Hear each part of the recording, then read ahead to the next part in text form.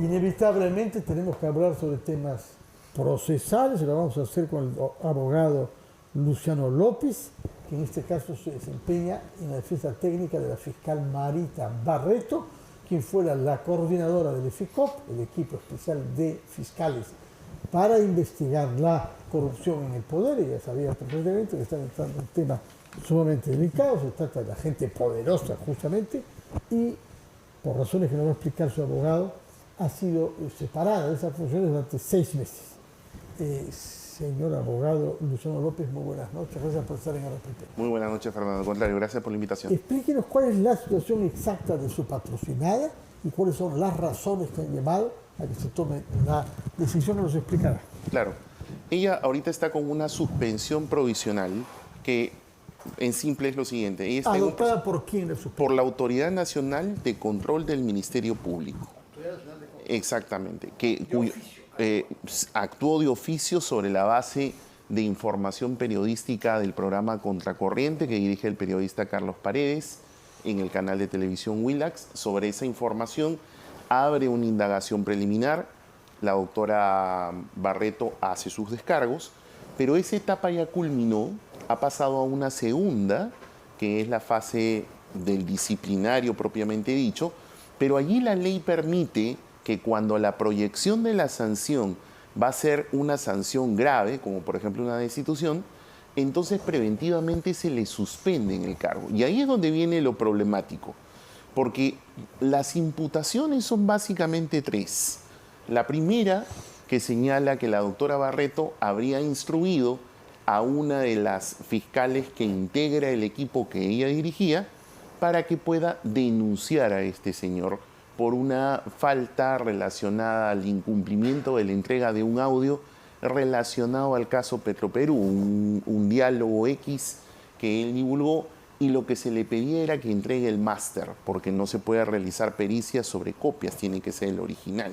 Este es un audio que había obtenido el periodista a través de qué medio.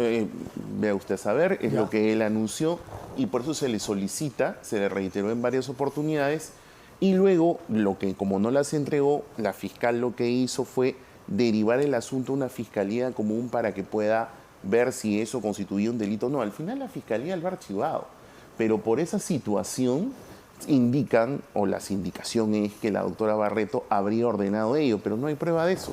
Solamente es la versión de una sola parte y negada por la señora Barreto. La segunda es que... ¿Pero hay un procedimiento o no? Claro, el procedimiento se ha seguido. Lo que han hecho, ni siquiera la doctora Barreto, la fiscal que está dentro del equipo, esta señora ha enviado eso a una fiscalía común, porque recordemos que estas fiscalías ven, como tú lo anunciaste, delitos de alta corrupción. No ven cuestiones de delitos menores como una resistencia a la autoridad, por ejemplo. Eso lo ve una fiscalía común. Por eso es que esa fiscalía, que no es la doctora Barreto, lo que hizo fue remitirla ya. Esa fiscalía lo ha procesado y lo ha archivado porque no considera que hay delito. Pero son sus atribuciones. Bueno, ese es el primer cargo que... Es el primer cargo. ¿El segundo? El segundo tiene que ver con que se indican de que un fiscal superior, también miembro del equipo que dirige la doctora Barreto, que es el doctor James Rattey, según la sindicación, señala de que solamente está dedicado a hacer trabajos académicos y que por tanto no recibe la carga por la carga de casos por instrucción de la doctora Marita Barreto. Ese cargo también es un cargo negado, eso se está esclareciendo, pero ahí viene el tema. La tercera imputación, que creo que es la más delicada y es la que motiva la suspensión en realidad, está relacionada con la sindicación de que la doctora Marita Barreto habría sido la fuente de filtración de información propalada por este periodista. Para ello, este periodista ha exhibido una grabación de un audio que también ha sido enviado, según lo que dice esta resolución, a través de un USB de la Gerencia General del Canal, pero lo mismo que con el caso del audio de Petroperú, porque la doctora Barreto lo que dice es, yo me he reunido con esta persona, pero yo no he filtrado esa información. Esa es la posición. Entiendo, porque acá también en la resolución está citado, incluso entrevistas que ha tenido la doctora Marita Barreto contigo, incluso, exactamente, donde manifestó exactamente lo mismo. Entonces, Si hay una negación de una parte y hay una afirmación de la otra, y se requiere una pericia para verificar la validez sobre el documento original de esa grabación, la pregunta clara es, ¿por qué vas a optar por una medida tan grave como la suspensión oyendo solamente a una parte, no a la otra? Porque eso es lo que ocurre aquí. Se le ha suspendido sola y exclusivamente con el dicho de esta persona y sobre un audio que tiene unas contradicciones que son legítimas de ser investigadas. Mi clienta, la doctora Barreto, está allanada a las investigaciones.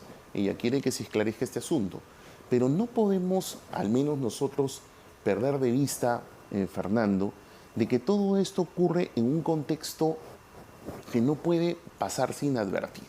¿Cuál? Esta es la segunda vez que sacan a la doctora Marita Barreto de la coordinación del equipo. Recordemos que la primera vez fue en noviembre del 2023, a manos de la señora Benavides. Recordemos que en la intervención de las oficinas de los asesores encontraron una hoja rota con el membrete de quién, de la Autoridad Nacional de Control y Ministerio Público, que está procesado. La famosa noche de la madrugada, ¿no? Luego, ¿qué han hecho? Valquiria. Exactamente. Luego han ido sobre quién, sobre el equipo especial de apoyo. Le han cortado el brazo operativo. ¿Dónde está el líder de ese equipo policial? El coronel Harvey Colchado, cuidando puentes. Y ahora, sobre la base de escuchar con un solo oído a una sola parte y no a la otra, optan por una medida tan gravosa como la suspensión. Usted dice optan. ¿Quiénes optan? Porque antes habló de la autoridad legítima, institucional. Es que la autoridad, pero en este caso, ¿quién ha optado? La Autoridad Nacional de Control es la que en este procedimiento, que continúa en esta segunda etapa, no tenía necesidad, no tenía premio de poder optar por una medida tan grave como es la suspensión solamente escuchando a una parte. Eso es lo criticable. O sea, según usted, se hubiera podido mantener en funciones a la señora Barreto y seguir su investigación. Dar cuenta a la investigación. Por supuesto, porque ella está allanada a la investigación. ¿Hay antecedentes de una modalidad de esta manera? Sí, por supuesto. Funcionario de alta responsabilidad mantenido en cargo. Sí, correcto, Fernando, perdón la interrupción. Lo que sucede es que la suspensión es una medida preventiva, no es una obligación. Como es una medida preventiva, ellos han tenido que justificar la proporcionalidad. Lo que yo cuestiono desde un punto de vista constitucional, que es lo que me atañe, que yo digo es, ¿cómo puedes optar con una medida tan gravosa y tan desproporcional solamente escuchando a una parte? Si la otra ¿No la han escuchado a ella todavía? No, en este documento, sobre la base de la suspensión, no hay ni una sola cita de la posición de defensa de la doctora Barreto. Entonces tú no puedes suspenderla solamente por una parte, escuchando a una sola parte, más aún si ella ha cuestionado la veracidad del audio, y pide que exhiba el original para que se haga la pericia, como ocurrió con el requerimiento del audio de Petroperú, porque es lo lógico. ¿Quién es el presidente actual de la Autoridad de Control? ¿Es el mismo señor? Sí, es la misma persona. Fernández Gerí. Fernández Gerí, que es ante quien habría que apelar, por eso que nosotros vamos a tener que recurrir a un amparo en paralelo por la urgencia, porque son 6 meses de suspensión con un recorte en la parte... ¿6 o 3? No, son 6 meses. 6 meses. Son 6 meses, ¿sí?, con recorte de su sueldo. Entonces, por eso no va a decía, recibir dinero y no va a poder trabajar en nada. Entonces, porque sigue siendo fiscal. Y es fiscal. Bueno, aquí la resolución lo que dice es que la remueve de su condición de fiscal coordinadora. Dice imponer la medida cautelar, por eso decía es una medida preventiva, no es obligatoria, por tanto, de apartamiento preventivo en el ejercicio de la función fiscal a la abogada Marita Barreto en su actuación como fiscal superior coordinadora del equipo de fiscales por 6 meses, con una reducción de su retribución mensual. ¿No es lo mismo que se hizo con Patricia Benavides, como algunos de los detractores de la señora Barreto dicen? Es un buen punto. En el caso de la doctora Benavides, recordemos que habían unas pruebas de contraste, no solamente versiones de una sola parte. ¿Cuáles? Había un colaborador eficaz, por ejemplo, uno de sus principales asesores, que más allá que tiene opiniones variopintas, cuando menos existía un medio de contraste. Eso es lo que yo critico aquí. ¿Cuál es tu medio de contraste si la persona a la cual le indican de que ha participado en una conversación te dice, pero no es eso lo que yo dije, necesito el audio original? Entonces, ¿cómo vas a optar con una medida tan gravosa de la suspensión si eso está en entredicho. No lo puedes hacer solamente escuchando una parte. Eso es lo criticable, lo desproporcional y por tanto lo inconstitucional. Se ha dicho también que la señora Barreto no ha mostrado sus tesis universitarias. Ese es un tema delicado que recuerda algo en el que la señora Patricia Benavides se ha destacado, porque hasta el momento, pese a que lo prometió, nunca mostró ni se pudo ubicar ningún ejemplar de su tesis de doctorado. Sí. ¿Cuál es la situación de las tesis de la señora Barreto? Primera cuestión. Ese hecho no es relacionado a esta investigación. No, es una pero investigación forma parte de lo que uno quiere saber, ¿no? Sí. Y sobre todo porque ella se comprometió. No, por supuesto, claro. Son dos cosas diferentes. Lo que me ha informado la doctora Barreto es que ella ha solicitado a la universidad y la universidad le ha respondido con un documento que ha presentado ya en esa investigación, ha presentado ya toda la relación de documentos que acreditan que pasó la evaluación, que fue sometida, que existió la tesis. Esa información y esa documentación se ha presentado a esa investigación que, si no me falla la memoria, Fernando, creo que es una investigación que tiene la Fiscalía Suprema, que está a cargo de la doctora Delia Espinosa, si no me equivoco. ¿Pero esa tesis ya ha sido ubicado y entregado a la autoridad? La universidad le ha contestado que por el año, porque están hablando hace más de una década, no tenía la obligación de guardar ese documento. ¿Cómo? ¿Queman las tesis en una universidad? La verdad que a mí también me ha parecido. ¿Qué universidad es esa? ¿De la Santa Inquisición o de quién es? Es la Universidad de las Peruanas, pero es lo que le ha contestado. Pero la doctora Barreto, nuevamente, ella tiene su investigación y ella lo presentará a la autoridad que está haciendo eso. ¿Usted tiene ejemplares de sus tesis guardadas en su casa? Bueno, no. Dios nos libre de que las universidades... No, para nada. O sea, no tan antigua, no. Felizmente la Universidad Católica no hace eso. No, la mía tiene más de 45 años, pero no se le ha ocurrido a nadie sostener que no esté en la biblioteca y en el depositario. Sí, pero al parecer había una ley, porque eso es lo que menciona el documento de la universidad, que había una ley que en ese tiempo no era obligatorio tener un repositorio.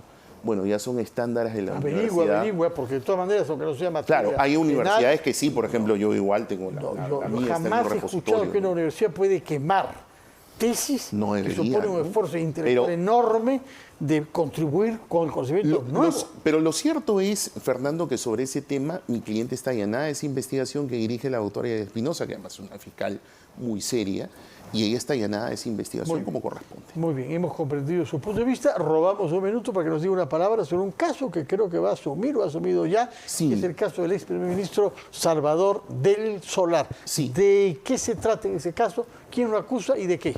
Bueno, yo he asumido la defensa también del expresidente del Consejo de Ministros, el doctor Salvador del Solar. A él se le ha abierto una acusación constitucional por una cuestión bastante extraña y para mí absurda en realidad. Dicen que él, cuando formuló la cuestión de confianza, Fernando, el 30 de septiembre del 2019... Recordamos muy bien. Dicen que él, la imputación versa en que él no contaba con la autorización del Consejo de Ministros y se extralimitó.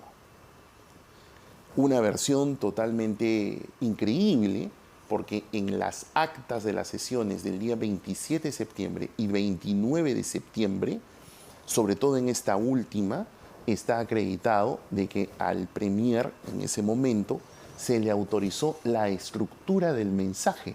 Todo el Consejo lo sabía y además hay una serie de hechos públicos y notorios precedentes desde el día 26, 27, 28, 29 y el mismo 30, en donde declaraciones del propio del Solar, del presidente de la República, del ministro de Justicia de ese entonces, señor Ceballos, hechos públicos que acreditaban de que en realidad iba a plantear una cuestión de confianza contra el proyecto de ley de la ley orgánica del Tribunal Constitucional para que el proceso de elección de los magistrados se detenga. ¿Cómo entonces pueden alegar frente a esa situación de hechos públicos y notorios que él no contaba con autorización del Consejo? Porque recordemos que la disolución no es una decisión de él. Es una decisión del presidente de la República. Por el presidente de la República, correcto. Pero nos dice usted, había sido votada en el Consejo de Ministros, consejo en el cual el presidente... En 2 sesiones, 27 y 29. Muy bien.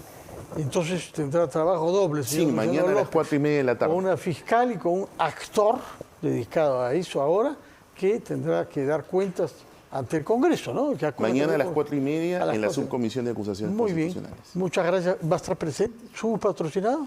a través de la vía virtual, porque él, como está con sus labores profesionales, está fuera del Perú. De acuerdo.